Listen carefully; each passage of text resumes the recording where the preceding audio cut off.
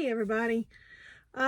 Just wanted to share something with you. I took my class on a field trip earlier this week, and the last minute thing that we do before we go on a field trip is, make sure we all go to the bathroom. You got to go to the bathroom. And of course you have the kids saying, I don't need to go. I don't have to go to the bathroom. I really don't have to go. And of course we do the adult thing and we say, go try. Go try. Because, sooner or later we all turn into our mothers, and that's what our mothers told us when we were little. Before you leave the house, go try. That was always part of the routine with my family. If you were going on a trip or going, into town, which for us growing up, it was 30 to 40 minutes away to go to town. You had to go to the bathroom before you left. Take care of your personal needs before you go. And it wasn't just using the bathroom. It was getting anything that you had to have. If you had not eaten anything, you better get a snack and make sure so you're not wandering around the store and, asking, when are we going to eat? Take care of your personal needs before you leave the house, because when you leave the house, you've got stuff to do. And that's kind of what we were telling the children whenever we were leaving the school. Take care of your personal needs first. You got a long ride ahead of you. You got a lot of things going on when you get there. You're not going to get to a bathroom immediately. So take care of your personal needs first. Well, thinking about that, it made me think about, isn't that kind of what we were supposed to do spiritually? Before we leave the house, we need to take care of our personal needs as far as connecting with God, making sure that we have checked in with Jesus and we got the Holy Spirit with us.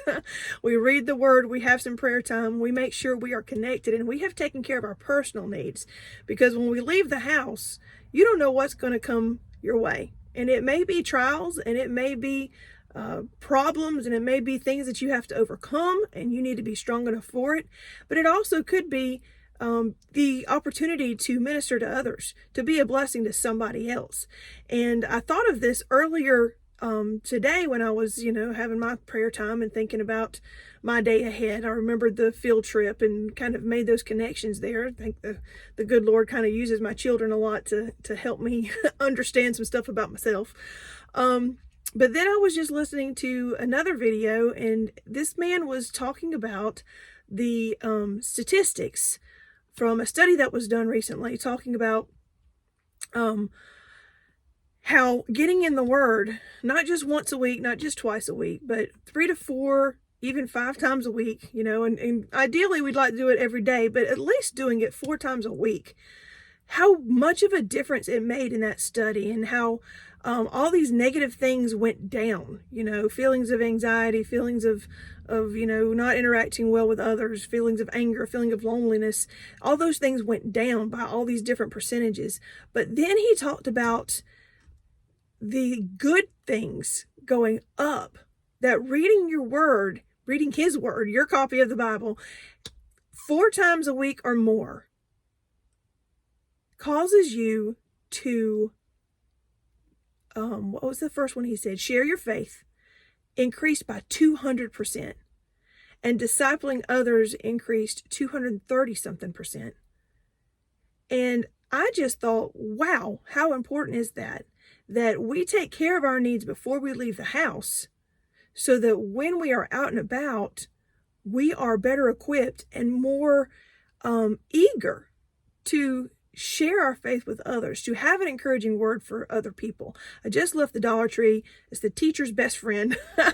Dollar Tree. There's all kinds of good things in there. And I just left, and there was a woman at the counter, and she was encouraging somebody at the register. She had already offered to go and assist me with something that I needed. I told her what I was looking for. She said, if you'll step right here and hold on a second, I'll go help you with that. And she was very kind. So the man behind me apparently is a regular customer. He came in and she said, how are you today? And he's an older gentleman. And he said, oh, I don't know. And she said, well, you always say that. You're going to start saying fabulous. You're going to start saying, I am great. I'm going to start telling you how you're doing, because you look good. You're going to say, I'm doing good. So she rang him up. He kind of smiled and snickered at her, and she just encouraged him and uplifted him. He went from being kind of a sad, lonely appearing individual, from her just sharing the love of Jesus inside of her, she turned around and helped him have a better day. I think she took care of her personal needs this morning before she left the house. I think she probably had some time in the Word and praying. I'm not just making an assumption. She told me later on in our conversation that God always sees her through and God always comes through for her and always takes care of every need.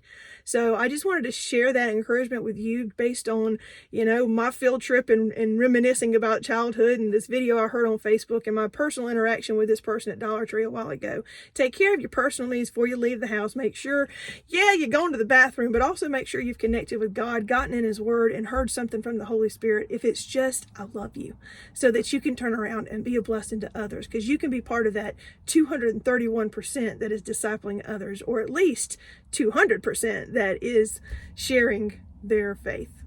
That's the way I see it.